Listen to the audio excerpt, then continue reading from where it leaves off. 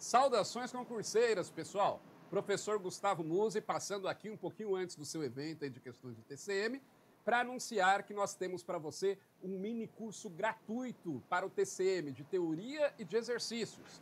É só você entrar lá em quarisconcursos.com.br e fazer a sua matrícula. É uma degustação para o nosso curso completo, tenho certeza que você vai gostar. Aliás, estamos com a promoção também super especial na aquisição do nosso curso completo para o TCM, Teoria e Exercícios, com 50% de desconto. É isso mesmo, 50% de desconto na aquisição do curso completo para teoria e para exercícios.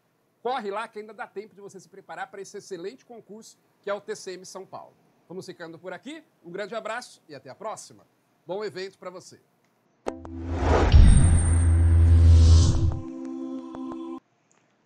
Olá pessoal, sejam muito bem-vindos a mais um evento da Qualis Concursos focado no concurso do TCM de São Paulo.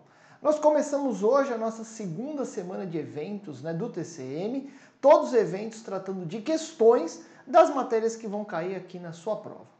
Para mim, competiu hoje tratar com vocês sobre controle externo, Então, o tema das questões que nós vamos tratar nesse nosso encontro é o controle externo. Eu espero que você goste bastante. Nós vamos resolver 20 questões. E eu já falo aí para você que se você tiver interesse em aprofundar os seus estudos, como o professor Gustavo acabou de falar com todos vocês, nós temos curso de teoria, curso de exercícios do TCM e um combo que envolve os dois produtos com desconto especial. Bom, eu vou chamar aqui o material e a gente começa a nossa aula, Então vamos lá.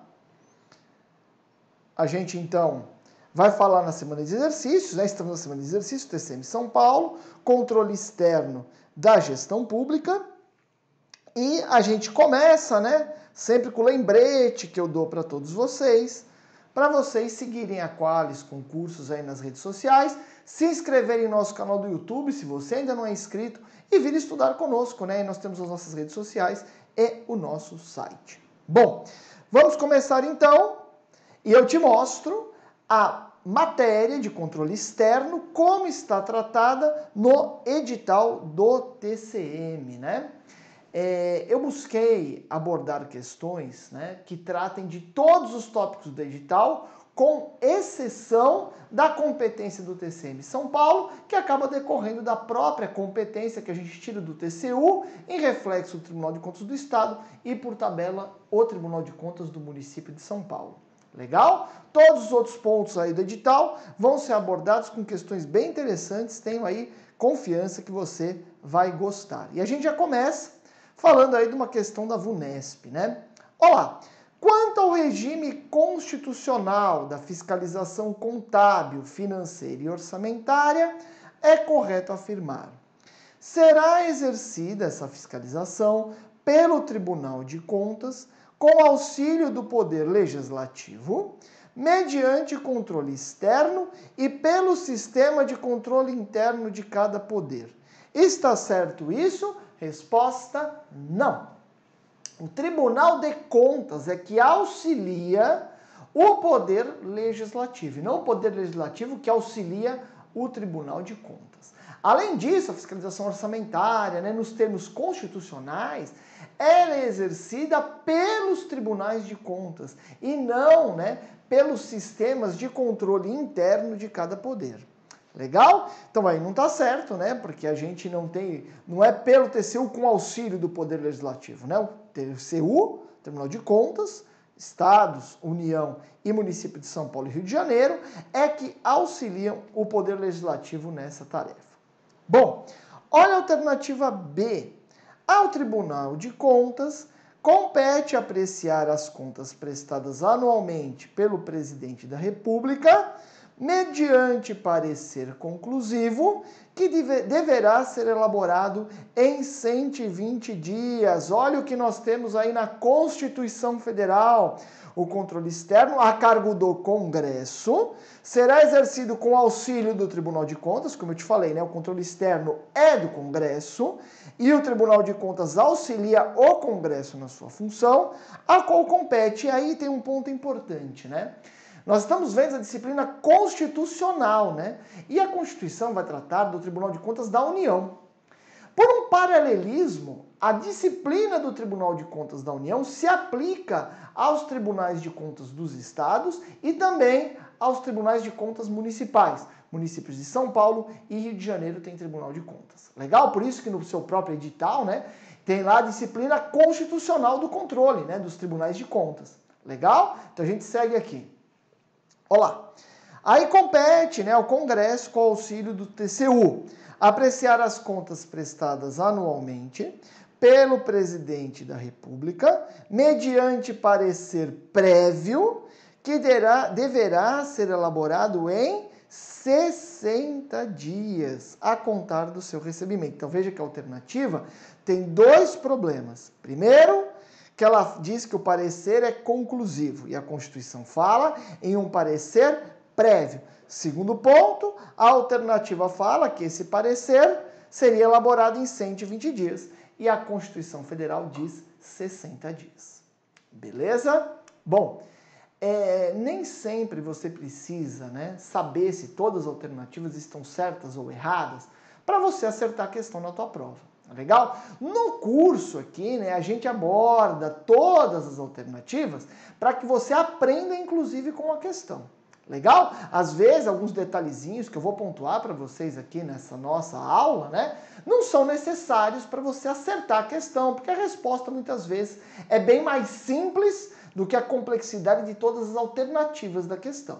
Legal? Mas nós vamos passar por todas as alternativas para você aproveitar essa nossa aula como uma forma de aprofundar os seus conhecimentos.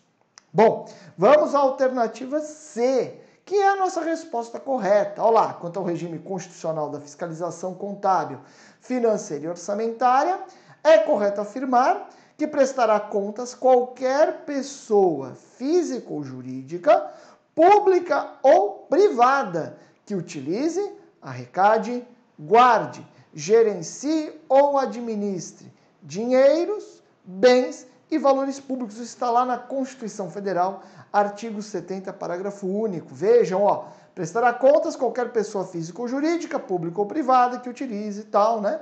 Mesmo texto aí que está na sua questão. Então veja que a prestação de contas, além de abranger os entes políticos, né, e a administração direta, e também a administração indireta, inclusive, pode abranger pessoas físicas e jurídicas fora da administração pública, desde que administrem, gerenciem, guardem recursos públicos.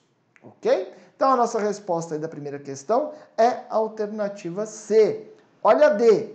As constituições estaduais disporão sobre o número de conselheiros dos respectivos tribunais de contas. Olha o que nós temos na Constituição Federal.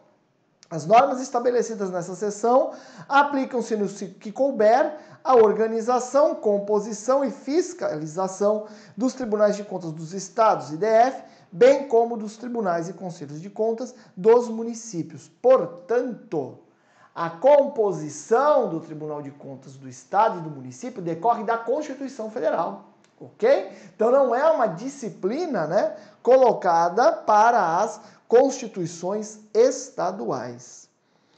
Por fim, a alternativa E. Em caso de verificação de ilegalidade de despesa, isso aqui é muito importante para a sua prova, hein? Olha lá, em caso de verificação de ilegalidade de despesa, os tribunais de contas deverão representar ao Ministério Público para a aplicação de sanções, não tendo o próprio tribunal poder de aplicá-las. Errado!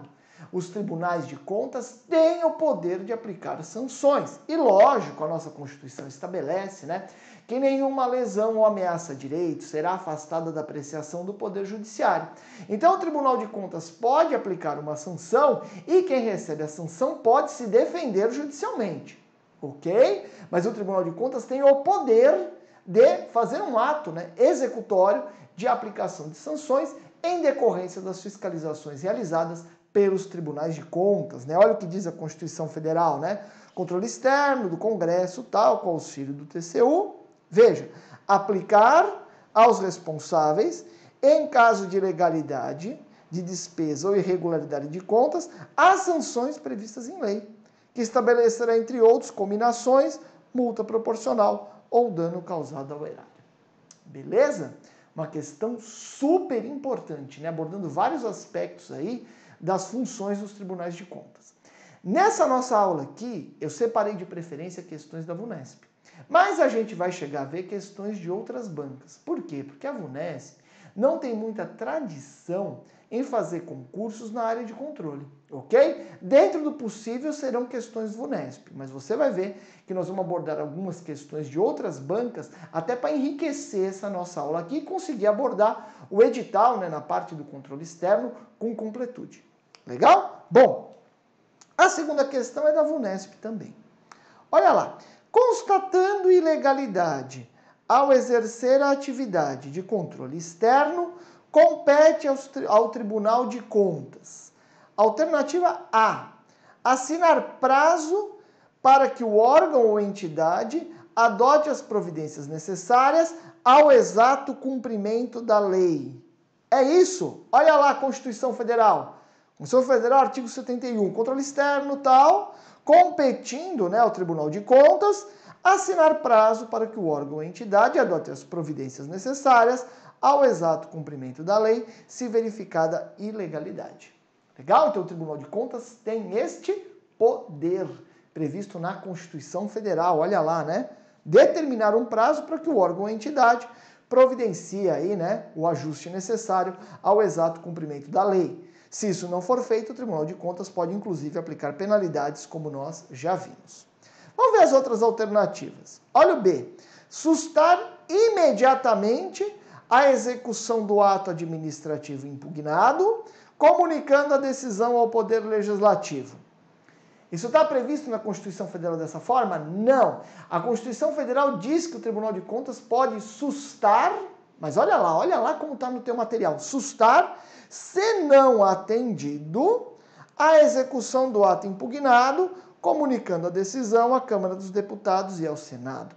Então veja que numa sustação imediata do ato administrativo impugnado, nós até vimos, né, na primeira questão, que o Tribunal de Contas determina um prazo para que a ilegalidade seja resolvida, seja superada. Então não pode sustar de imediato a execução do ato administrativo. Legal? Então, sustar se não atendido. Alternativa C e D. Olha C. Sustar a execução do contrato administrativo impugnado, solicitando de imediato ao Executivo as medidas cabíveis. O D tem a seguinte disposição: sustar a execução do contrato administrativo impugnado, comunicando a decisão ao Poder Legislativo competente. Estão certas essas alternativas? Não, estão erradas. Por quê? Olha o que diz a Constituição. No caso de contrato, o ato de sustação será adotado diretamente pelo Congresso Nacional, que solicitará de imediato ao Executivo as medidas cabíveis. Então, a sustação de ato administrativo é do TCU e comunicação posterior ao Poder Legislativo. O ato de sustação de contrato é competência do Congresso Nacional, né? Então, ato TCU, o T, ato TCU, contrato Congresso Nacional. E aí você faz o paralelo, né, para os tribunais de contas dos estados e os tribunais de contas dos municípios. Ok? Super importante essa disciplina aí para a sua prova. Vamos à alternativa E. Constatando ilegalidade, compete ao Tribunal de Contas representar ao Poder Legislativo competente sobre irregularidades ou abusos apurados. É o Poder Legislativo competente? Não, é ao Poder competente. Porque se a ilegalidade é do Poder Executivo, o Tribunal de Contas tem que comunicar o Poder Executivo. Se for no Poder Judiciário, comunicar o Poder Judiciário, ok? Então não é comunicação ao Poder Legislativo competente, né? Legal? É uma comunicação ao Poder competente, onde a irregularidade ou o abuso foi apurado. Essas duas primeiras questões, né, são fundamentais para a sua prova. Legal? Que tratam de pontos muito importantes da disciplina constitucional dos tribunais de contas, né, e do controle externo desempenhado pelo Congresso Nacional, com o auxílio do TCU e, por tabela, o controle externo das Assembleias Legislativas com os tribunais de contas dos estados e da Câmara dos Vereadores de São Paulo e Rio de Janeiro com os respectivos tribunais de contas municipais. Bom, vamos a terceira questão. VUNESP 2017. No exercício de suas atribuições constitucionais, se o Tribunal de Contas se defrontar com uma norma que entende ser inconstitucional, ele... Então vejam, né? Aí nós temos uma questão muito importante. O Tribunal de Contas tem competência para apreciar a constitucionalidade de leis? E aí as alternativas vão todas tratar desse tema e eu coloquei essa questão aqui para te passar qual é a posição da VUNESP em relação a esse tema. E você vai ver que essa posição da VUNESP, inclusive hoje, não guarda muita correspondência com o entendimento do Supremo Tribunal Federal. Mas você tem que saber o que a VUNESP pensa em relação a isso. Então vamos lá. Veja, a alternativa A diz que o Tribunal de Contas poderia declarar a inconstitucionalidade da norma com efeito erga omnes, ou seja, o Tribunal de Contas seria um Supremo Tribunal Federal. Essa aí é tranquilo que não está certa, né? Obviamente, né? Porque o Tribunal de Contas não vai poder ser um Supremo Tribunal Federal. Legal? Seguimos. Olha o B. Tem o poder de deixar de aplicar a norma ao caso concreto que está sob o seu julgamento. Ou seja, o Tribunal de Contas, nesse caso, teria o poder para apreciar a constitucionalidade no caso concreto, deixando de aplicar uma determinada lei. Será que o TCU pode fazer isso e os demais tribunais de contas? Vamos ver daqui a pouquinho. A alternativa C fala que não pode deixar de aplicar a norma, pois não tem poderes jurisdicionais. Ou seja, a B e a C são alternativas antagônicas. E se você é um pouco antenado, você já vai se tocar que a nossa resposta vai B ou é C. Porque uma fala A, a outra fala menos A. Ok? Uma fala X, a outra menos X. Continuamos. Alternativa D deve suspender o processo no qual se questiona a norma e encaminhar o caso para o judiciário para apreciar a questão da inconstitucionalidade. Os tribunais de contas têm legitimação para provocar o judiciário em relação à constitucionalidade? Se você estuda a Constituição Federal, você sabe quem são os legitimados a propor as ações diretas de inconstitucionalidade em tese. Ok? Então, os casos concretos que são colocados, né, à apreciação dos tribunais de contas, não são levados, os casos concretos, à apreciação do Poder Judiciário. Então, a alternativa D está errada. A E diz que deve proceder ao julgamento do caso em face da legislação vigente e, ao final, remeter ao caso ao Judiciário para decidir a questão da inconstitucionalidade. É isso. Vejam aqui comigo. Olha essa súmula do Supremo. O Tribunal de Contas, no exercício de suas atribuições, pode apreciar a constitucionalidade das leis e dos atos do poder público. De acordo com essa súmula do Supremo, os tribunais de contas teriam competência para apreciar a constitucionalidade das leis, para os casos que estão analisando, não é com eficácia erga omnes. Beleza? Agora, qual o problema desta súmula? Acompanhe aqui comigo. Essa súmula, ela é muito velhinha. Ela é da década de 60. E por conta disso, a gente tem uma tremenda polêmica se essa súmula está valendo ou não. Veja, no site do TCU, fiz uma pesquisa aqui no site do TCU, olha lá, um artigo que está publicado no site do TCU. Olha lá, os fundamentos para exercício do controle da constitucionalidade pelo TCU encontram-se na própria Constituição, nos artigos 70 e 71, porque o TCU tem a competência para o julgamento da legalidade dos atos, contratos e tal. Então o TCU, no seu próprio site, já indica que na visão do TCU, a competência do TCU para analisar a constitucionalidade das leis nos casos submetidos ao seu exame. Agora, o Supremo Tribunal Federal não concorda com esta visão do TCU. Vejam aqui uma decisão relativamente recente, em 2018, do ministro Alexandre de Moraes, decisão monocrática, mas decisão do Supremo. Vejam, dentro da perspectiva constitucional inaugurada em 1988, o TCU é órgão técnico de fiscalização contábil, financeira e orçamentária, cuja competência é delimitada pelo artigo 71. Aí eu destaquei para você. É inconcebível, portanto, a hipótese do TCU, órgão sem qualquer função jurisdicional, permanecer a exercer controle difuso de constitucionalidade nos julgamentos de seus processos, sobre o pertenso argumento de que lhe seja permitido, em virtude do conteúdo da súmula 347, editada em 63, aí diz o ministro Alexandre de Moraes, cuja subsistência, obviamente, ficou comprometida pela promulgação da Constituição de 88. Estão percebendo? Nós temos duas posições antagônicas. Nós temos uma súmula do Supremo, que não foi revogada, e nós temos uma posição mais moderna do Supremo. Para a sua prova, qual é o posicionamento da VUNESP? Vem aqui comigo. A gente fica entre B e C, como eu já te expliquei. Qual é o posicionamento da VUNESP? Aplicar a súmula. Olha lá, tem o poder de deixar de aplicar a norma, ao caso concreto, que está sob o seu julgamento. Ok? Então, se cair na sua prova, se o Tribunal de Contas do município de São Paulo, por exemplo, pode apreciar a constitucionalidade de uma determinada lei, num caso submetido a seu exame, pela súmula 347 do Supremo, a resposta é positiva e a VUNESP já prestigiou essa súmula, né? E não faz muito tempo. Ok? Beleza? Seguimos aqui, vamos à próxima questão. Quarta questão.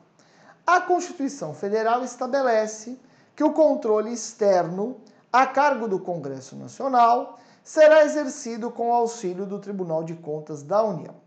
Nesse diapasão, as decisões do tribunal de que reputem imputação de débito ou multa, lembra que o tribunal pode aplicar sanções? Essas sanções são imediatamente exigíveis? Resposta sim, já falei isso para você nessa aula, não é isso? O TCU não propõe, ele aplica sanções e essa aplicação de sanções nessa atividade, né? Ela tem caráter coercitivo, portanto tem eficácia imediata. Vejam o que diz a Constituição, artigo 71, parágrafo 3º. As decisões do tribunal de que resulte imputação de débito ou multa terão eficácia de título executivo, ou seja, vão direto para a cobrança. Quem está sendo cobrado pode se defender lá no Poder Judiciário, mas as decisões do TCU que impõem penalidades têm força de título executivo. Legal? Um título executivo extrajudicial, né? Porque não foi formado no Poder Judiciário. Bom, quinta questão. O controle externo relativo à fiscalização contábil, financeira e orçamentária a cargo do Congresso Nacional será exercido com o auxílio do Tribunal de Contas da União, ao qual compete, verificada a ilegalidade do ato administrativo, determinar a sua imediata sustação? Não. Já vimos que o TCU, quando vê a ilegalidade de ato, o TCU comunica à entidade para que a ilegalidade seja superada. Não superada a ilegalidade, não atendido esse pedido do TCU, aí sim pode sustar, né, aquele ato, mas é sustar se não atendido a execução do ato impugnado. Alternativa B. Verificada a ilegalidade do ato administrativo, que faz o TCU assinala prazo para que o órgão ou entidade adote as providências necessárias ao exato cumprimento da lei. Caso isso não ocorra, aí susta a execução do ato impugnado, comunicando a decisão à Câmara e ao Senado. Vejam lá o artigo 71 da Constituição, inciso 9, onde está previsto lá que o TCU, assinar prazo, determinar um prazo, para que o órgão ou entidade adote as providências necessárias ao exato cumprimento da lei, se verificada ilegalidade. Se não for atendido, aí o Tribunal de Contas pode sustar o ato. Ok? Então, nossa resposta aí é alternativa B. Olha o C. Verificada a ilegalidade de contrato, assinalar prazo para que o órgão adote as providências necessárias? Não. Como eu já falei para você, em relação a contrato, a competência é do Congresso. O TCU trata de ato. Lembra do T do TCU e o T do ato. Contrato é com o Congresso. Legal? Então aqui está errado, né? Porque o TCU pode, né, determinar um prazo para que se arrume um ato administrativo que o TCU entende legal. Contrato, não. Alternativa D, olha lá. Verificada a ilegalidade do contrato, sustar preliminarmente a execução do contrato e encaminhar os atos ao Congresso Nacional. Não, né? A sustação de contrato é direto pelo Congresso Nacional, sem o TCU ter poderes, né? Seja para sustar provisoriamente, seja para fazer qualquer coisa. Quando é contrato, a competência para sustar o contrato é do Congresso Nacional. Legal? Não tem essa sustação preliminar. Por fim, a alternativa E, verificada a ilegalidade do ato ou do contrato. Você já sabe que no contrato o TCU não pode sustar, né? Olha lá, promover o contraditório neste âmbito por meio de procedimento que deverá obedecer o devido processo legal, conforme previsão da súmula número 8. Eu pus aí para você a súmula número 8, o teor dela. São inconstitucionais o parágrafo único do artigo 5º do DL 1569 e os artigos 45 e 46 da 8212, que tratam de prescrição e decadência, né, do crédito tributário. Ou seja, a súmula vinculante número 8 não tem absolutamente nada a ver com controle externo. Ok? Bom, espero que você esteja aproveitando bastante aí, hein? Vamos seguir.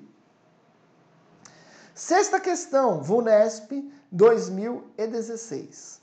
Considere a seguinte situação hipotética. Tribunal de Contas do Estado de São Paulo verifica que determinado contrato administrativo, firmado pelo município de Mogi das Cruzes, possui objeto muito mais restrito que o objeto previsto na licitação, sendo a remuneração paga pela municipalidade superior à contraprestação que está sendo recebida, causando prejuízo ao patrimônio público. Nesse caso, o Tribunal de Contas do Estado, veja, os municípios que não têm Tribunal de Contas, né? Então lembra que só tem Tribunal de Contas no município de São Paulo e do Rio de Janeiro, os outros municípios do nosso país realizam, né, o controle externo com o auxílio do Tribunal de Contas do Estado. Legal? Por isso que aqui é o município de Mogi das Cruzes e quem está auxiliando é o Tribunal de Contas do Estado de São Paulo, que viu que um contrato está com problema. Lembra que pela Constituição Federal, quando é contrato, a competência é do Congresso? Então, se o Tribunal de Contas vê um problema no contrato, quem vai ter competência é a Câmara dos Vereadores lá de Mogi das Cruzes. Concorda? Porque se o contrato federal é do Congresso, o contrato municipal é da Câmara dos Vereadores. Legal? Então o Tribunal de Contas vai comunicar à Câmara dos Vereadores para que a Câmara dos Vereadores adote as providências cabíveis, notadamente a sustação daquele contrato. Então vamos lá. Nada pode fazer, já que não possui atribuições fiscalizatórias em relação ao município. Bobeira, como eu já falei para você, que tirando o município de São Paulo e do Rio de Janeiro, que tem tribunais de contas específicos para o município, todos os demais municípios do país são auxiliados nesse controle externo, né? O poder legislativo dos municípios são auxiliados no controle externo por meio dos tribunais de contas dos estados. Então, logo, o Tribunal de Contas do Estado de São Paulo tem coisa para fazer sim. Olha o B. Deve informar a Câmara Municipal, sendo o ato de sustação adotado diretamente por esta, que solicitará de imediato ao Poder Executivo as medidas cabíveis. Essa resposta? Sim.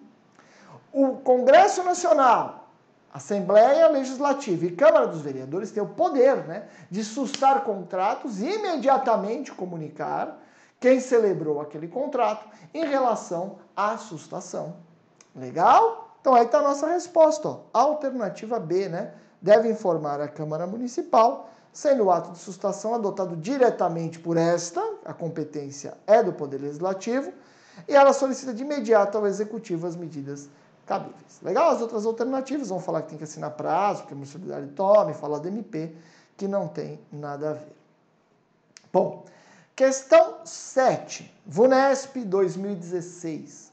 Com relação ao controle externo exercido pelos tribunais de contas, é correto afirmar que, alternativa a função exercida pelo Tribunal de Contas é técnica, administrativa e jurisdicional, sendo suas decisões equiparadas àquelas oriundas do Poder Judiciário. Está certo isso? Não.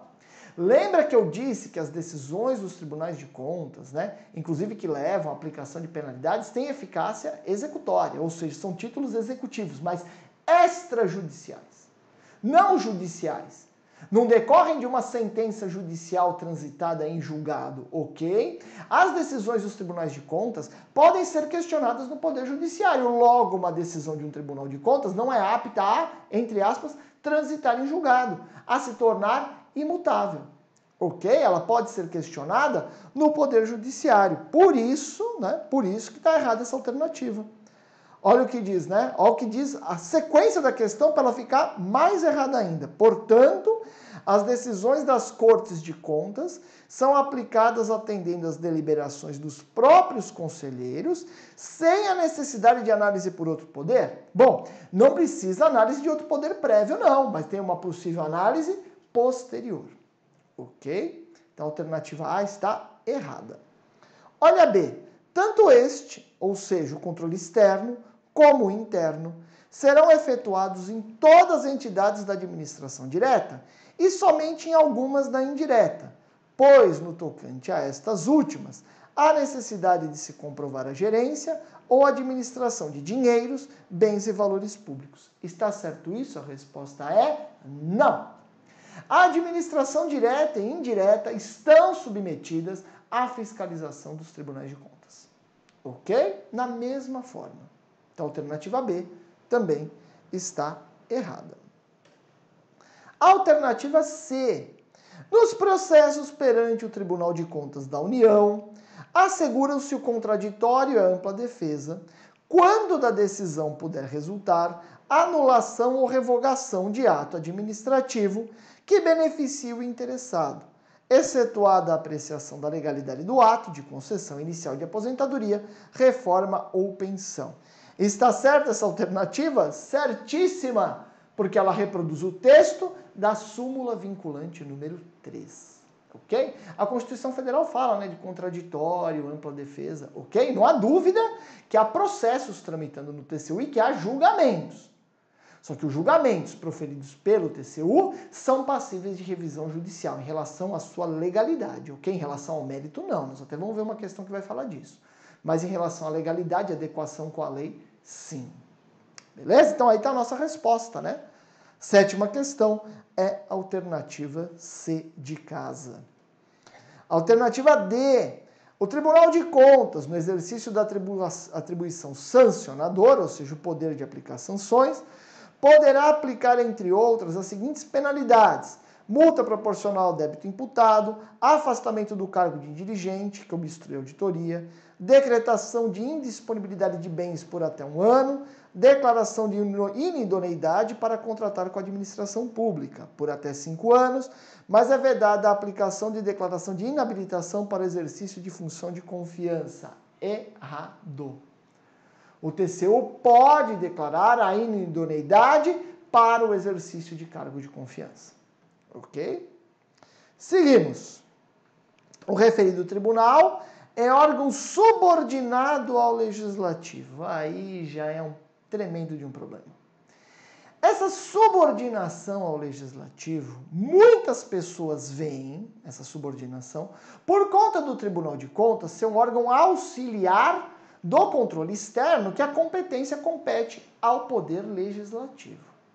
Mas se a gente pegar pela Constituição Federal, essa subordinação não ficaria caracterizada. Inclusive, os tribunais de contas, né, gostam de defender essa ideia de que não existe subordinação ao Poder Legislativo, não. Seria mais ou menos um análogo ao Ministério Público. Legal? Então, você está fazendo uma prova para o Tribunal de Contas. Você vai responder que o Tribunal de Contas é subordinado ao Legislativo? Lógico que não. Ok? Então, olha lá. Subordinado ao Legislativo, que o auxilia na fiscalização financeira e orçamentária, né? Ele auxilia o Legislativo. Olha lá. Essa fiscalização será realizada contra legalidade, legitimidade, economicidade, aplicação e renúncia de receitas, está tudo perfeito. Devendo de tudo ser informado o Judiciário? Aí também está errado. Não tem que informar tudo ao Judiciário, não. O TCU tem, inclusive, o poder de aplicar sanções. O Tribunal de Contas dos Estados é a mesma coisa e dos municípios também. Então, não tem que comunicar tudo ao Poder Judiciário, não. Legal? O Tribunal de Contas não está vinculado ao Poder Judiciário. A ideia do Tribunal de Contas ser subordinado ao Legislativo é uma coisa que cai assim um pouco mal no âmbito dos Tribunais de Contas. Legal? Bom, então aqui a alternativa evidentemente está errada. no mínimo estaria errada pelo final, né? Devendo de tudo ser informado o Poder Judiciário. Vamos à 8ª questão, ainda da VUNESP. Assinale a alternativa que corretamente disserta sobre a natureza jurídica, funções e eficácia das decisões dos tribunais de contas e a possibilidade de revisão de tais decisões pelo judiciário. Veja, né? Já falei para você, é possível rever as decisões dos tribunais de contas no Poder Judiciário, não tem problema nenhum nisso. Vamos lá, vamos ver o escopo disso. Alternativa A. A Constituição aquinhou ao Tribunal de Contas com competências que não são do Congresso e com competências que não são do Judiciário. Portanto, as decisões das Cortes de Contas, pela separação dos poderes, não são passíveis de revisão pelo Legislativo ou pelo Judiciário. Errado. O nosso ordenamento jurídico tem unicidade de jurisdição. Portanto, dizer o direito em caráter definitivo é uma atribuição do Poder Judiciário. Legal? Isso não muda em relação aos tribunais de contas. Portanto, os tribunais de contas não têm competência para dizer em última instância nada. Legal? Porque existe a unidade, né, unicidade de jurisdição no nosso país. Nós temos uma jurisdição administrativa e outra judicial. É tudo judicial no Brasil. Ok? Beleza? Alternativa B. No julgamento das contas de responsáveis por haveres públicos, a competência é não exclusiva dos tribunais de contas, cabendo tal atribuição também ao Legislativo e ao Judiciário, por intermédio das ações de improbidade administrativa. É correto dizer que a competência dos tribunais de contas, né, é não exclusiva? Errado. Se você pegar a Constituição Federal, a competência é exclusiva para fazer esse tipo de julgamento. Lógico que pode haver, até como a questão diz, né, uma ação de improbidade que acaba desaguando nisso. Legal? Mas o escopo é diferente. A ação de improbidade vai buscar penalizar o gestor público pela desonestidade. Já na ação, no julgamento do TCU, é sustar o ato, mandar para o Congresso Nacional a questão do contrato. Ok? Então não é correto a gente dizer, que essa competência para julgar as contas não seria uma competência exclusiva do tribunal. Até porque, já adiantando um ponto para você, o mérito do julgamento dos tribunais de contas não é passível de revisão jurisdicional. Legal? Então quando você vai ao Poder Judiciário questionar uma decisão do TCU, não pode ser em relação ao mérito. Pode ser em relação à legalidade, à formalidade, mas ao mérito, não. O mérito das decisões dos tribunais de contas é definitivo. Você pode questionar a legalidade, você pode questionar algum procedimento que se não foi seguido, mas o mérito não. Tranquilo? Beleza? Então, por isso, né, que o controle de contas se entende numa competência exclusiva, porque quando vai ao Judiciário e ao Legislativo, não vai nesse escopo que é analisado pelos tribunais de contas, né? O Tribunal de Contas tem um escopo ampliado. Alternativa C.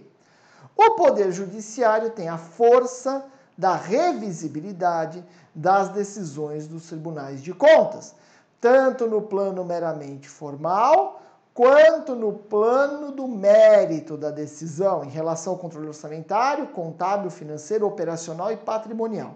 Imagine o Judiciário fazendo o controle operacional.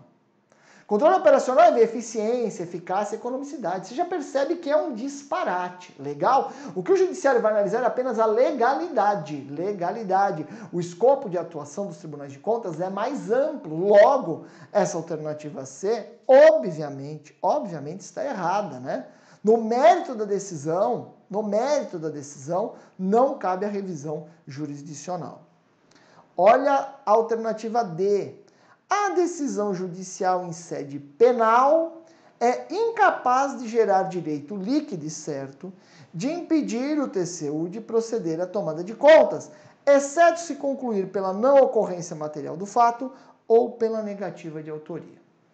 Essa questão trata de um ponto muito importante, né?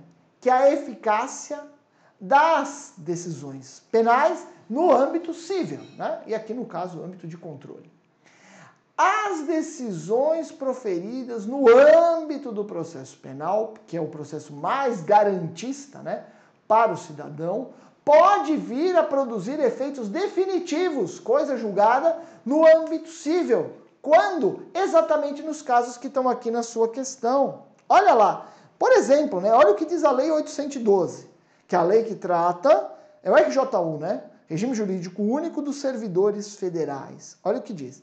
A responsabilidade administrativa do servidor será afastada no caso de absolvição criminal que negue a existência do fato ou que negue a sua autoria. Eu pus aqui um trechinho de uma decisão do próprio TCU. Olha o que disse aqui o TCU. A absolvição criminal pelo reconhecimento da inexistência de fato impõe o afastamento do débito no âmbito do TCU e o consequente arquivamento da tomada de contas especial sem julgamento de mérito por ausência de pressuposto de constituição e de desenvolvimento válido e regular do processo. Isso está até no regimento interno do TCU. Legal? Então, quando aquele fato que está sendo objeto de verificação no TCU também é objeto no criminal, a decisão criminal pode prejudicar, pode impactar a apuração do TCU, quando nega a existência do fato ou a sua autoria. Não é falta de provas, ok? Não é uma decisão de absolvição por falta de provas. É quando se concluiu que não ocorreu o fato ou que não foi, né, aquela pessoa que praticou o fato, ok? Alternativa E. O ajuizamento de ação civil pública retira a competência do Tribunal de Contas, instaurar a tomada de contas especial e condenar o responsável a ressarcir ao erário os valores indevidamente percebidos. Você já entendeu, eu já falei para você, que o mérito da decisão da tomada de contas é do Tribunal de Contas e não do Poder Judiciário. Legal? Vamos à próxima questão, questão 9. Agora falando um pouquinho de controle interno. O modelo COSO 1 é uma ferramenta que permite ao administrador revisar e melhorar seu sistema de controle interno e foi estruturado com base em 5 componentes: ambiente interno de controle, avaliação de risco, procedimentos ou atividades de controle, informação e comunicação e monitoramento. O COSO 2, que de verdade é um aperfeiçoamento do COSO 1, né, pode ser considerado mais abrangente, pois possui, além desses, mais 3 componentes que são... Vem aqui comigo. Se você não está firme aí, né, em COSO 1, COSO 2, eu te oriento a ver as aulas, né, que eu gravei aí para você sobre COSO 1 e COSO 2. Legal? Isso está no nosso curso de teoria. No curso de exercícios, nós temos questões também, né, que abordam COSO 1 e COSO 2. Eu fiz um quadrinho, né, em relação ao que está no COSO 1 e o que é adicional no COSO 2. E aí vai ficar super fácil da gente responder aqui a questão. Veja, olha lá. O COSO 1 é o que está em branco. Então, no COSO 1, a preocupação com o ambiente de controle, mapeamento e avaliação de riscos, os procedimentos de controle, informação e comunicação e o monitoramento. Já o COSO 2, que tem uma visão mais corporativa, né, na ideia do controle interno voltado mais para a responsabilidade da corporação perante terceiros, a gente tem 3 novos aspectos que estão destacados aí, ó. Definição, fixação de objetivos, identificação de riscos e a resposta ao risco, né? São elementos que devem estar presentes no sistema de controle interno. Isso vale para o controle interno das instituições públicas e também na iniciativa privada. Ok? Né? O COSO é mais focado, assim, em instituições públicas, né? Vamos lá, aí ficou fácil, né? Quais são os componentes? Olha lá, definição de objetivos. Está aqui? Tá. Identificação de riscos e resposta aos riscos. Olha lá, resposta aos riscos. Portanto, a nossa resposta na questão 9 é a alternativa A. Né? Se você não está muito firme aí em COSO 1, COSO 2, assiste o nosso curso aí que vai ficar bem claro para você. Ok? Bom, vamos à 10ª questão. As entidades fiscalizadoras superiores do setor público, nas quais incluem-se os tribunais de contas, devem observar as normas emitidas pela INTOSAI, que em sua norma ISAI 100 aponta 3 tipos de auditoria. Dentre esses 3 tipos, auditoria que objetiva examinar a economicidade, eficiência, eficácia, efetividade e qualidade de organizações, programas e atividades governamentais, com a finalidade de avaliar o seu desempenho e de promover o aperfeiçoamento da gestão pública, segundo o Manual de Auditoria do TCU, adaptado às normas internacionais. Que tipo de auditoria que é esse? Veja, nós temos 3 modalidades de auditoria previstas, né, na ISAI 100, que está reproduzida no Brasil na NAG 100, ok? A NAG é Normas de Auditoria Governamental, ok? Quais são os 3 tipos? Auditoria financeira, auditoria operacional e auditoria de conformidade. Vamos ver o escopo de cada uma. A auditoria financeira é aquela que se preocupa com as informações financeiras, se preocupa com a ausência de distorções relevantes devido a fraude ou erro. É como se fosse uma auditoria externa. Então, ela é uma auditoria que busca, né, verificar se foram seguidos parâmetros legalmente estabelecidos para o controle financeiro da entidade pública, né? Então você tem uma estrutura fixa de relatório financeiro, marco regulatório e vai verificar se está tudo certo. A auditoria operacional, por sua vez, é totalmente diferente. Porque a auditoria operacional é aquela em que você vai ter uma certa até subjetividade do Tribunal de Contas, que você está analisando economicidade, eficiência, eficácia, ok? É uma auditoria chamada operacional, das operações, buscando um aperfeiçoamento das operações das entidades públicas. Aqui você não está vendo irregularidade com dinheiro público, descumprimento de norma, tranquilo? Pode até aparecer uma irregularidade com dinheiro público, auditoria operacional, mas o foco, em princípio, não é este. Legal? E por fim, nós temos as auditorias de conformidade.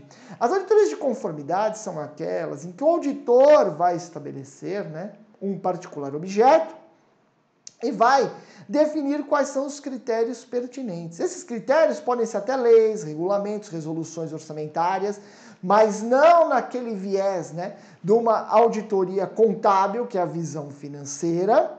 E na auditoria de conformidade, como é o auditor que estabelece os parâmetros razoáveis para verificar se está tudo certo, né?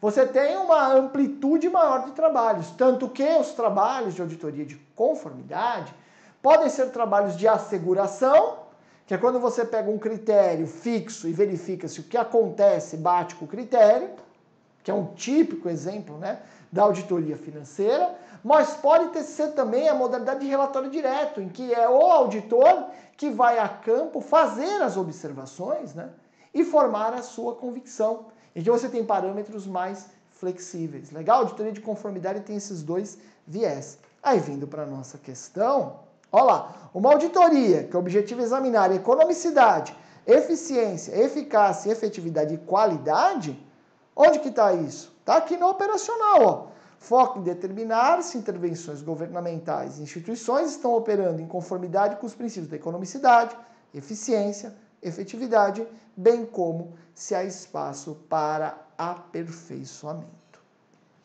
Legal?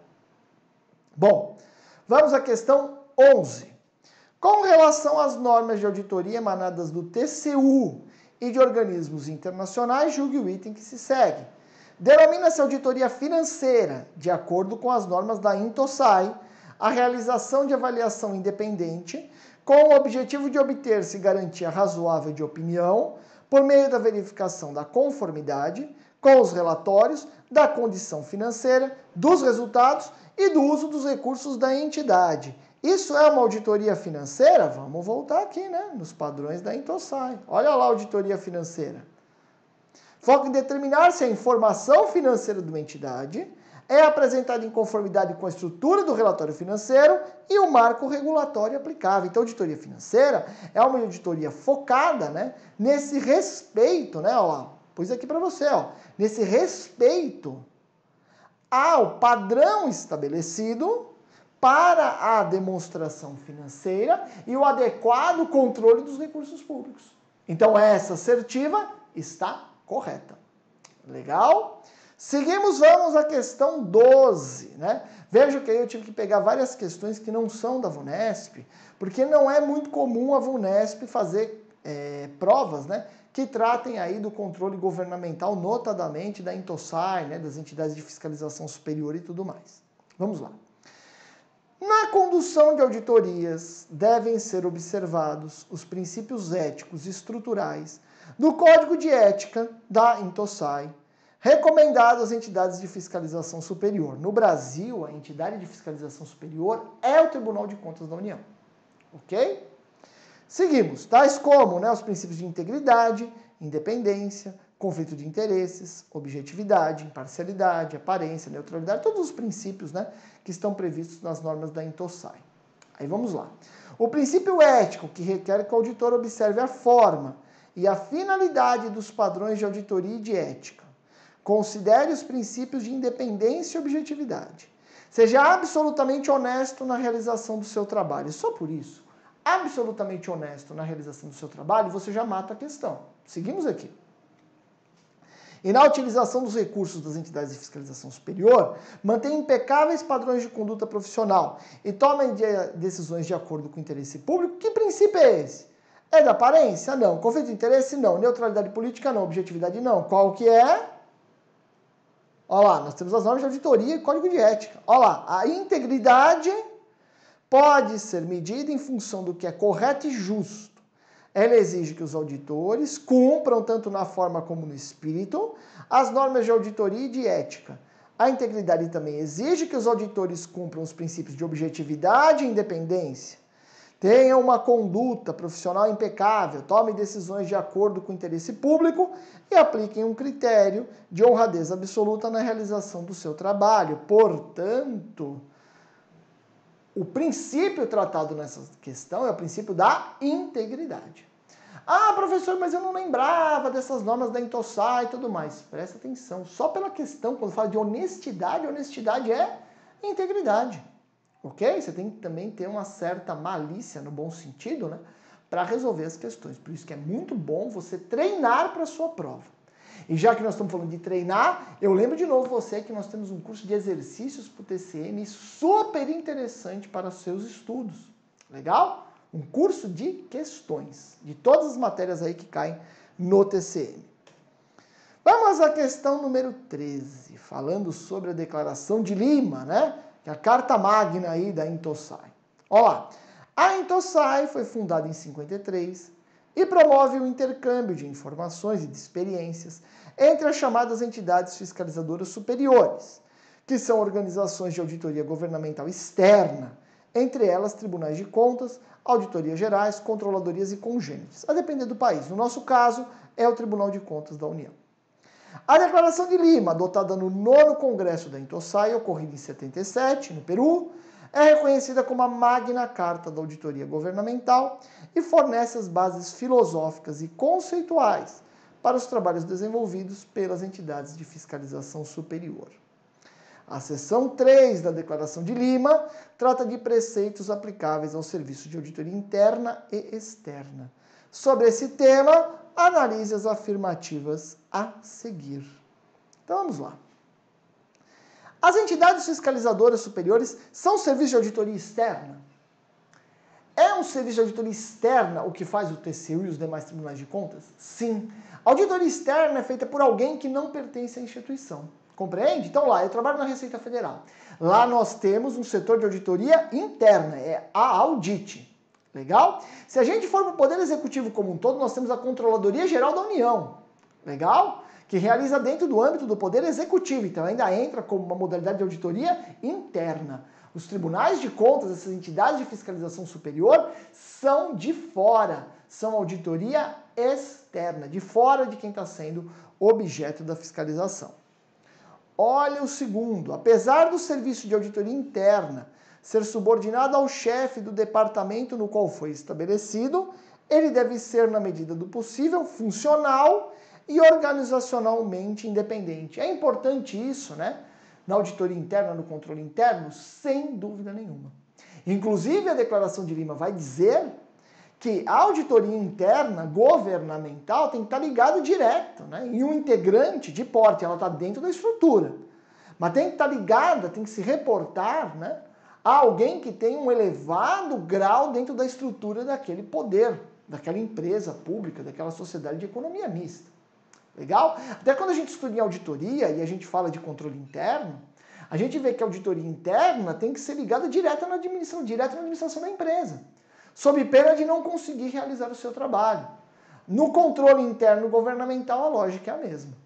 Ok? O Controlador-Geral da União, né, chefe da CGU, já chegou a ter até status de ministro aqui no Brasil. Legal? De tão importante que é o controle interno. Então também está certa a segunda assertiva. A terceira, incumbe aos responsáveis pelo serviço de auditoria externa avaliar a eficácia do serviço de auditoria interna. Faz parte do trabalho de auditoria externa você identificar a eficácia da auditoria interna? Com certeza absoluta. Por quê? Se a auditoria interna funciona bem, o auditor externo pega mais confiança naquela empresa, porque ele sabe que ela está sendo acompanhada diuturnamente pelo pessoal da auditoria interna, entendeu? Passa uma ideia assim, de mais seriedade. Aí você que vai fazer auditoria externa, você não precisa ficar tão tenso, não precisa ficar tão preocupado.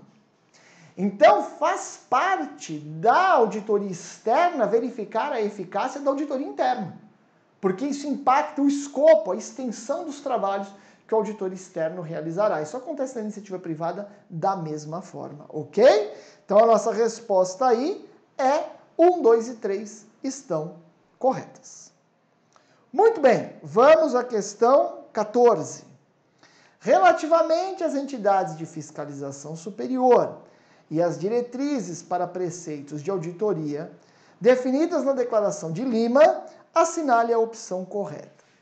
O Poder Executivo deve estabelecer o grau necessário de independência de que deve gozar a entidade de fiscalização superior e garantir a proteção adequada contra qualquer interferência sobre a referida independência e ou mandato de auditoria da entidade de fiscalização superior. É isso.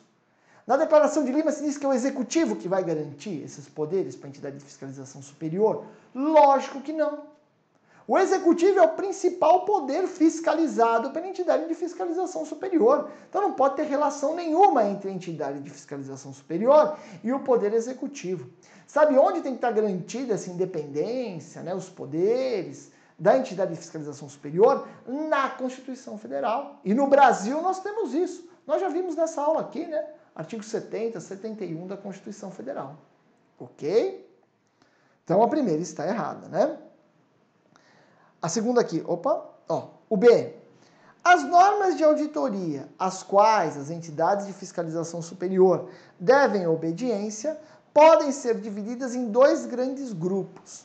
As que contemplam os requisitos da auditoria do setor público no nível operacional e as normas que visam regulamentar a formatação dos trabalhos de auditoria. É verdade isso? Tem esses dois grandes grupos? Não. As normas da INTOSAI estabelece que há 4 grandes grupos, e não 2 grandes grupos. Veja aqui que eu até pus para você, são 4 grupos. Princípios básicos, normas gerais, normas de trabalho de campo e normas para elaboração de relatórios. Portanto, dizer que as normas, né, se dividiram em 2 grandes grupos é mentira. Seguimos aqui. A alternativa C, que é a nossa resposta correta. Qualquer que seja o normativo vigente, e qualquer que seja a natureza das disposições adotadas, às entidades de fiscalização superior cabe, fundamentalmente, fomentar e fazer respeitar a obrigação da prestação de contas no setor público. Ou seja, pela Declaração de Lima, a entidade de fiscalização superior ela tem uma função muito relevante. Não é apenas ela fiscalizar, é ela criar esse ambiente dentro do país, esse ambiente de controle externo, né, da administração pública no país, fomentando que essa prestação de contas seja realmente realizada e realizada de uma forma técnica. Eu pus aqui para você um trechinho das normas de auditoria da INTOSAI. Olha o que diz: qualquer que seja o seu sistema organizacional, a função essencial das entidades de fiscalização superior é assegurar e promover o cumprimento da obrigação de prestar contas no setor público. Ok? Legal? A gente segue. Questão D. Segundo a Declaração de Lima, a entidade de fiscalização superior poderá atuar como um agente do parlamento, fazendo auditoria segundo as instruções dessa Casa Legislativa, em posição de entidade auxiliar ou consultora. Mas, nesse caso, para assegurar sua independência e autonomia, As matérias de que ela tratar deverão ser submetidas ao seu pleno para decisão por escrutínio nominal. Então vamos lá. É possível que, por exemplo, o Congresso Nacional solicite um trabalho ao TCU, que o TCU trabalhe como assessor do Congresso Nacional? A resposta é sim. A resposta é sim. Isso está previsto lá na Declaração de Lima, inclusive, né? Porque é um órgão técnico, pode funcionar como um assessoramento. Agora, por que está errada essa alternativa? Essa alternativa está errada porque não existe esse finzinho aqui, que para assegurar a independência e a autonomia, as matérias de que trata devem ser submetidas ao pleno. Isso não tem nas normas da Intosai e também não tem aqui no Brasil. Legal? Olha a alternativa E, muito importante para você entender bem esse assunto aí das normas da Intosai e a relação da Intosai, dessas normas, com as entidades de fiscalização superior que estão nos países. Olha lá. As entidades de fiscalização superior devem cumprir as normas de auditoria da Intosai em todas as questões consideradas relevantes. Como consequência, as normas de auditoria da Intosai, exceto qualquer outra norma de auditoria alheia à própria entidade de fiscalização superior, são de aplicação obrigatória para as entidades de fiscalização superior, inclusive para o seu pessoal. Tá certo isso? Resposta: não. As normas da Intosai não são superiores às normas internas às quais estão submetidas as entidades de fiscalização superior. As normas da Intosai têm que ser cumpridas desde que não entrem em confronto com as normas do país no qual a entidade de fiscalização superior está estabelecida. Ok? Então as normas da Intosai não vão prevalecer se estiverem em contradição com as normas, né, do país no qual está situada a entidade de fiscalização superior. Vamos à questão 15, voltando aí para a VUNESP. De acordo com os termos da ISAI 100, os princípios gerais que o auditor deve considerar antes do início e em mais de um momento durante a auditoria são: quais são esses princípios gerais que o auditor deve guardar? Se você está matriculado no nosso curso de teoria, você viu eu explicar para você em uma aula todos esses princípios. A gente vai relembrar eles aqui e vamos passar nas alternativas. Ó, quais são os princípios gerais de auditoria estabelecidos na ISAI 100? Ética e independência, julgamento profissional, né? Devido zelo e o ceticismo profissional. Eu sempre já falei isso para vocês quando estudamos auditoria, que o auditor é alguém competente para fazer o julgamento e desconfiado, porque tem que ser cético. Gestão de equipes de auditoria e habilidades, controle de qualidade, um adequado gerenciamento do risco de auditoria, se preocupar com a materialidade, ou seja, com a relevância, a documentação suficientemente detalhada para fornecer uma compreensão clara do trabalho realizado, da evidência obtida e das conclusões alcançadas, e a comunicação. Juntando tudo isso, a gente vê que a alternativa A é que tem todos esses princípios. Vamos ver o erro das demais. Segue aqui comigo. A alternativa B é claramente descabida, mesmo que você não conhecesse nada da ISAI 100. A alternativa B fala de subordinação hierárquica ao gestor público. Subordinação hierárquica tiraria, em grande medida, a independência. Ok? Então já está na cara que aí não seria adequado. Olha o C: ética e independência, julgamento devido zelo e ceticismo, controle de qualidade, gerenciamento de equipes, risco de auditoria, liberdade das formas. Tem esse princípio de liberdade das formas? Não tem, não. A ideia é que eu tenho uma padronização das formas, que a padronização facilita a compreensão dos resultados da auditoria, ok? E também ajuda, né, o auditor a não se esquecer de algum detalhe e conseguir expressar exatamente tudo que é relevante. Alternativa D: ética e independência, julgamento devido zelo e ceticismo, controle de qualidade, gerenciamento de equipes e habilidades, risco de auditoria, comunicação, indúbio pro societate. Existe esse princípio? Não. Ok? Não tem nem indúbio pro societate, nem indúbio pro réu, pro empresa, não tem nada disso. Ok? O último fala, né? Do não prejuízo do melhor resultado. Existe esse princípio? Não. Beleza? Vamos à questão 16. Nos trabalhos de certificação, aqui é um trechinho da ISAI 100, tá?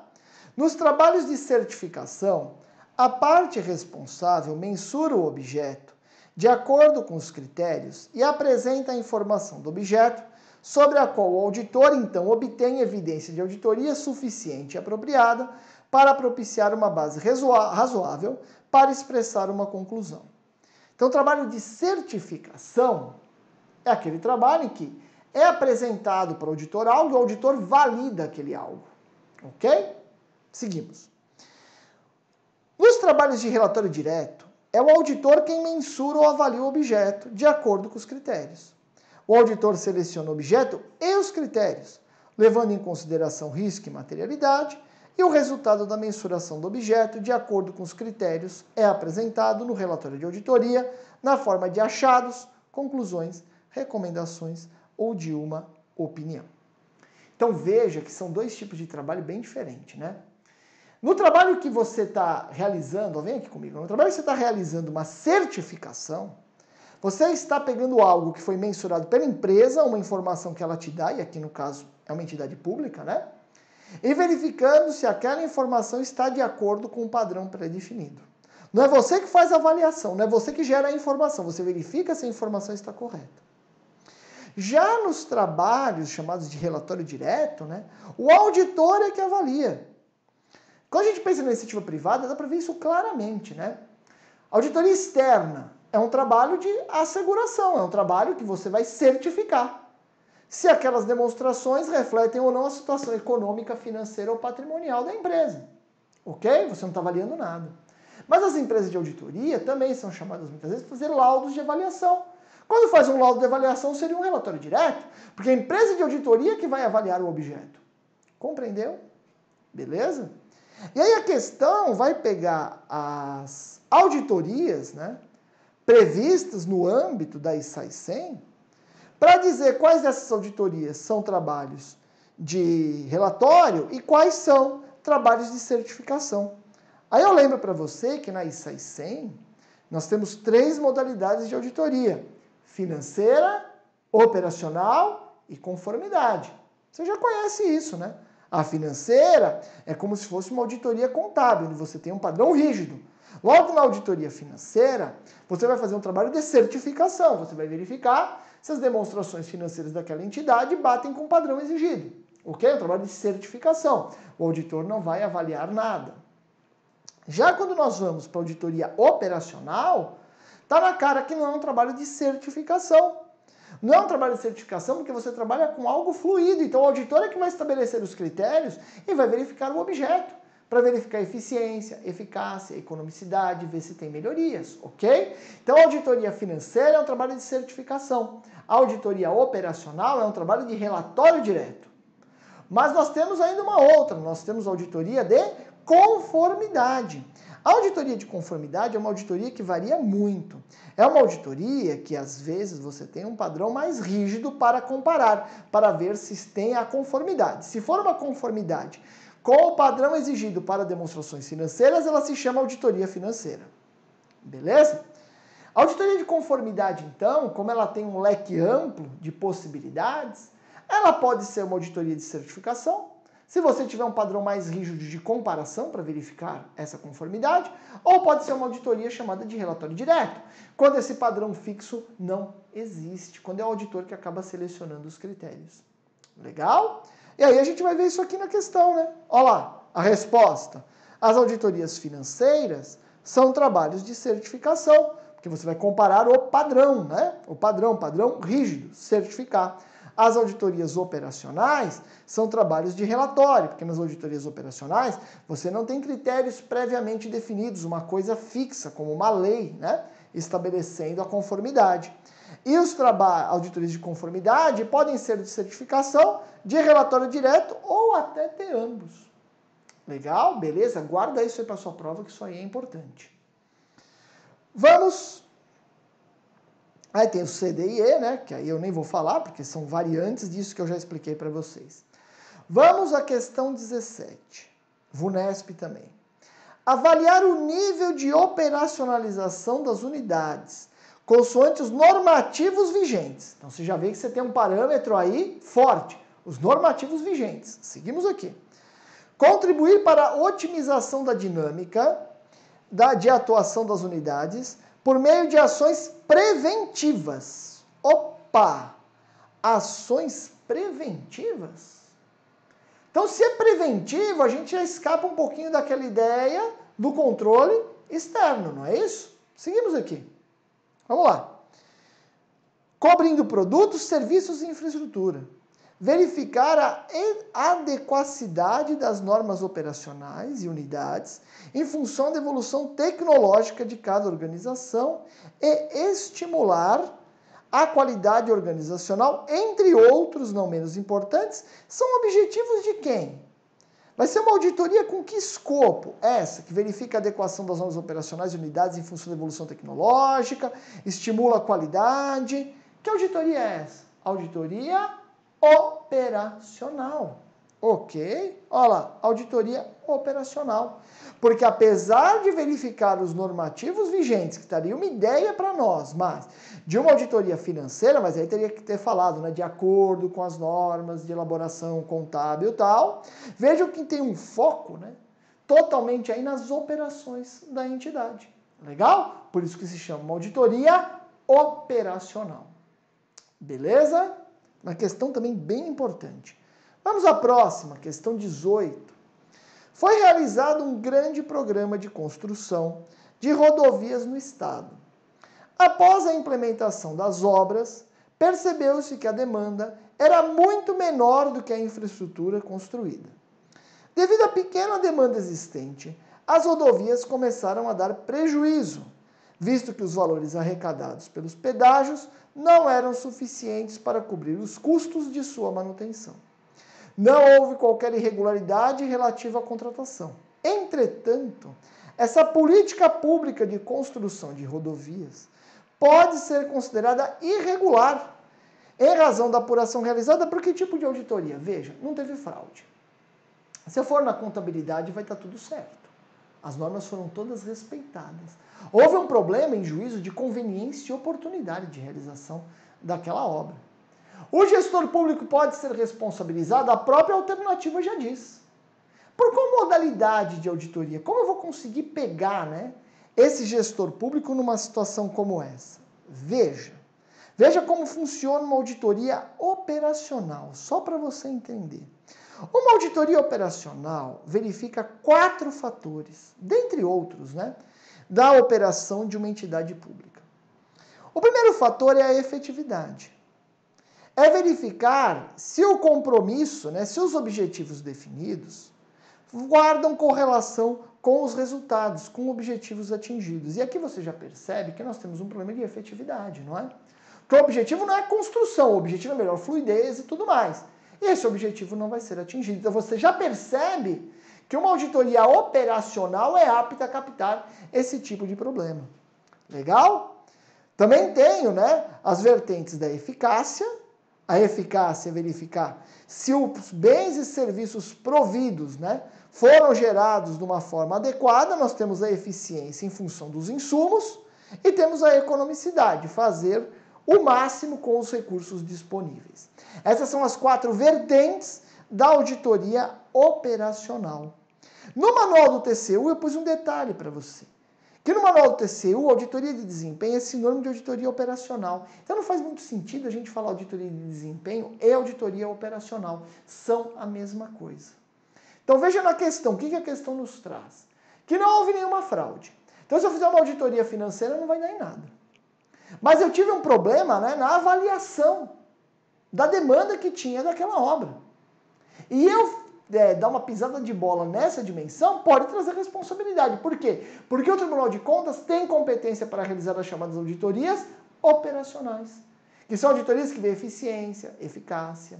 Legal? Nessa vertente que eu mostrei aqui para você, aqui tem o fluxo, né, da auditoria operacional, a correlação, né, entre os objetivos definidos e os objetivos atingidos. Isso passa, né, pelos insumos, pelas ações realizadas, né, as ações desenvolvidas e os bens e serviços, né, que foram produzidos. Beleza? Então a estrada foi feita, então o produto está lá, mas o resultado não foi atingido. Ok? O resultado não foi atingido, porque você queria uma maior fluidez, e não conseguiu essa maior fluidez porque se mostrou desnecessário. Portanto, a resposta correta aí é a alternativa C, né? Eu nunca pegaria isso numa auditoria financeira, nem patrimonial e nem uma auditoria orçamentária. O problema está nas operações. Legal? Lembrando que a auditoria operacional é sinônimo, né, de auditoria de desempenho pelo manual do TCU. Bom, vamos à penúltima questão dessa nossa aula, né? VUNESP 2018. Uma autarquia municipal recebe uma verba destinada a construir um novo prédio. No intuito de avaliar a correta aplicação dos recursos públicos, foi estabelecida como procedimento a constatação da existência física deste prédio. Esse tipo de auditoria pública é denominada auditoria como? Né? Que tipo de auditoria é esse em que você recebeu uma verba para fazer um prédio e vai se verificar se esse prédio efetivamente, né, foi construído? Olha lá, pus para vocês aqui as modalidades das auditorias governamentais para que a gente possa resolver aqui essa questão. Vou relembrar, né, um conteúdo teórico para facilitar a solução da questão. Vamos lá. Nós temos 5 modalidades de auditorias governamentais definidas pela IN, SFC, Secretaria Federal de Controle, número 1 de 2001, revogada em 2017, mas vejam um detalhe, essa questão da VUNESP é 2018, e nós vamos resolver com base no SN, SFC 01 de 2001. Então, oriento você que estude essa instrução normativa da Secretaria Federal de Controle. Eu abordei essa instrução dentro do nosso curso de teoria do TCM. Legal? Porque ela continua caindo. E aí nós temos 5 modalidades, né, de auditorias governamentais. A primeira é a avaliação da gestão. O que se verifica na auditoria de avaliação da gestão? Se certifica a regularidade das contas, verifica-se a execução das avanças, olha lá. Então é na avaliação da gestão que você vê se as avanças feitas foram cumpridas. Eu não quero ver se o prédio está lá, não quero ver se aquele contrato foi executado, então já estou te dando a resposta aí da questão, não é isso? Então a auditoria destinada a ver se aquele recurso empregue realmente resultou em algo, verificar se aquela avança for cumprida, é uma auditoria de avaliação da gestão. Legal? Que avalia também a probidade, tanto na aplicação dos recursos quanto na guarda dos recursos. A auditoria de acompanhamento da gestão é aquela auditoria feita em tempo real da gestão, muito focada em desempenho. A auditoria de avaliação da gestão já tem um viés um pouquinho de tentar pegar fraude. Legal? Sabendo que isso daqui é do controle interno governamental. A auditoria contábil você já sabe o que é, né? Você vai verificar os registros e documentos contábeis e conferir, né, confrontar isso com os padrões legalmente estabelecidos. A auditoria operacional é quando você vê eficiência, eficácia e economicidade. Nós já vimos isso na auditoria governamental do controle externo, vimos do TCU. Agora estamos vendo no controle interno, é o mesmo escopo. E por fim é chamada auditoria especial, né? Que é quando acontece algo de natureza incomum e aí é determinada uma auditoria especial. Bom, depois de eu te explicar todos esses tipos, essas modalidades de auditoria governamental interna que nós temos, fica fácil você responder a questão, não é isso? Olha lá, esse caso que nós temos é uma auditoria de avaliação de gestão, porque é uma auditoria focada em verificar se a avença firmada foi efetivamente cumprida. Ok? Bom, pessoal, a gente vai para a nossa última questão. Olha lá. A companhia do metrô de determinado estado contratou com uma empresa privada a instalação de um sistema operacional denominado CTBC, controle de trens baseado em comunicação, que tem por finalidade diminuir o intervalo entre os trens. Entretanto, não foram realizadas obras físicas necessárias à implantação do sistema. Dessa forma, o produto contratado acabou não sendo utilizado. Qual é o tipo de auditoria recomendável para a gente pegar esse problema? Né? Então veja, foi contratado algo, sai daqui comigo, foi contratado um sistema, entretanto as obras não foram realizadas. Como que eu vou pegar esse problema? Onde está esse problema? Esse problema está nas operações. Ok? Esse problema aí é um problema operacional. E aí eu só consigo pegar esse problema fazendo uma auditoria, né, de eficiência, eficácia, né, e regularidade da entidade pública. Legal? Bom, eu espero que você tenha aproveitado muito esse evento aqui. De novo, te convido a ir lá no site da Qualis Concursos, www.qualisconcursos.com.br, e ver os cursos que nós temos disponíveis lá do TCM. Nós temos um curso de teoria, que aborda todas as matérias do seu edital, um curso de exercícios, agora temos um combo, teoria e exercícios com desconto especial de 50%, e se você ainda não conhece a Qualis, nós temos aí um mini curso gratuito, né? Para você ter aí uma pitadinha das aulas que nós temos nesse curso. Beleza? Bom, eu espero que você tenha gostado bastante e aproveito para te convidar a assistir os demais eventos dessa semana que vão ser bem úteis para a sua aprovação. Até a próxima!